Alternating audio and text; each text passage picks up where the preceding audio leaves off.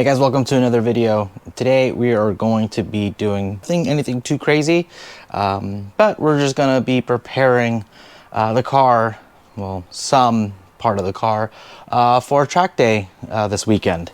So we're going to Lone Pine and we're gonna be doing a time attack 2-mile course up there. Cool thing is that I kind of know the area. I'm from the area, so it's cool to kind of be able to be close to my hometown, but also have some family come out and be able to check it out. But the one thing that's truly annoying every time I go racing is taking out the subwoofer out of my car. I have a sub in the car because I like the lower end. The Bose system doesn't really give you a whole lot of the lower end, especially because I use Android Auto. You don't really have a whole lot of ability to change much as far as the tone goes. You don't have the ability to change your treble or bass or anything like that. And just the low end in the car isn't amazing. Now, this is a very old system. I've had this system since I had my Civic, even before I had this car. What I really like about it is I get some low end. It's just one 12-inch and, you know, makes daily driving fun. But the pain in the butt is having to disconnect the whole thing and take it out. So what I'm gonna do today is I'm just gonna do some electrical work, which not really electrical work, but I'm gonna be putting some fast connectors on there. So I could easily just unscrew the screws that hold everything in and be able to just pop it off real quick and then put everything, you know, put the screws back and we're good. So how I'm gonna plan to do this is the positive and negative are gonna have ringed ends, because I thought about putting fork, but it would be a bad idea if those, when I'm daily driving, ever slipped off and then you've got the positive kind of just flailing around. Never good, could start a fire and cause any damage into the car.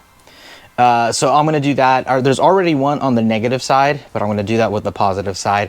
Everything else is gonna be like the, probably the worst terminology, but I'm calling it a fork. So it's essentially these two prongs that go in. Screw that has this little square like washer will push against it and should hold it into place. So I'm gonna do that, so it's fairly easy. I just, you know, take those off, take the positive and negative screws off, and then, you know, I can take the sub out easily and quickly.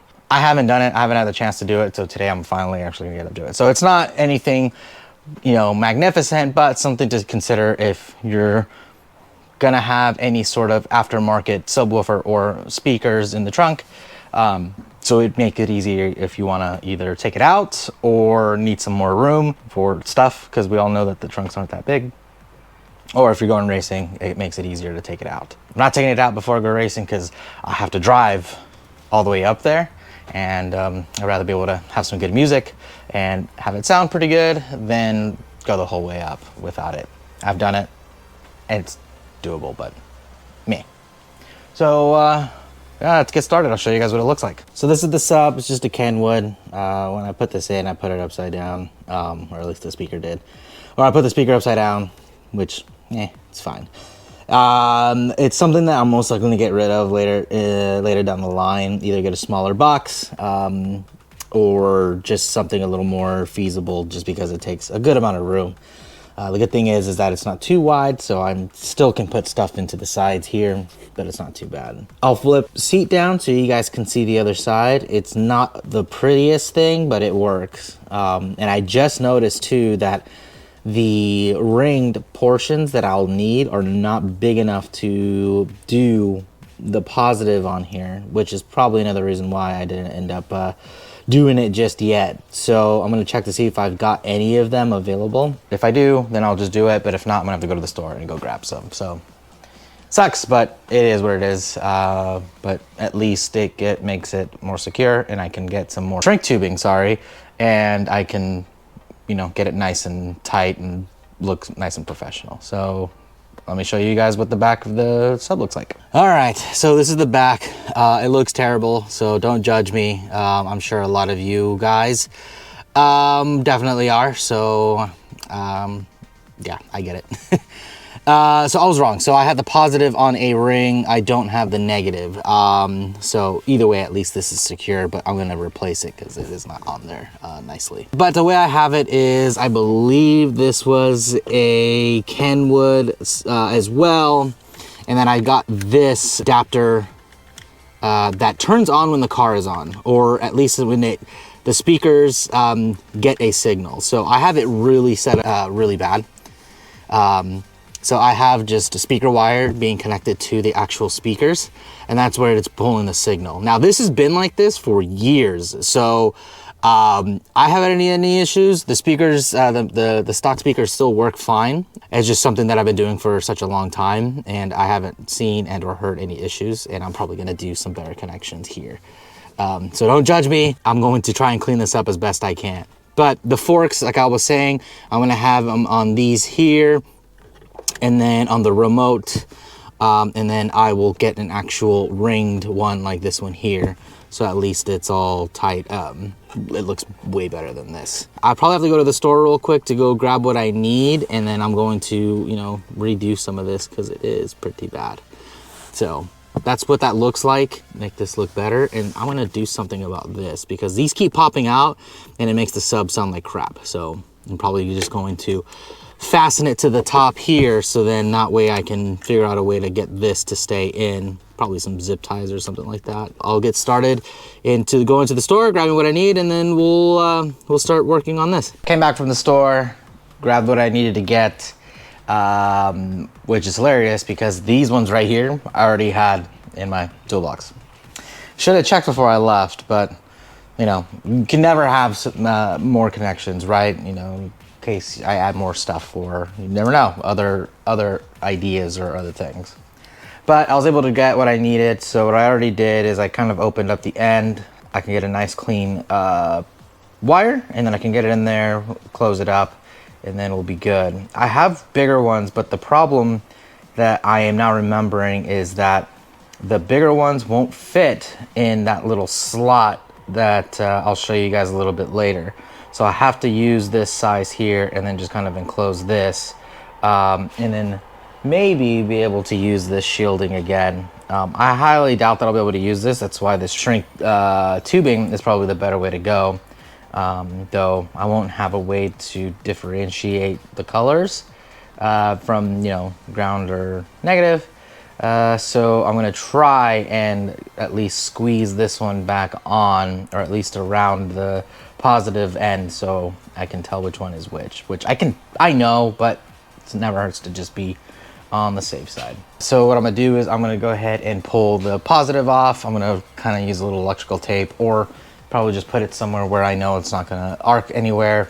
I'm gonna cut the ends off, clean them up, do those first, and then I'll do the smaller ends, just because those are super simple. And bought some more heat shrink.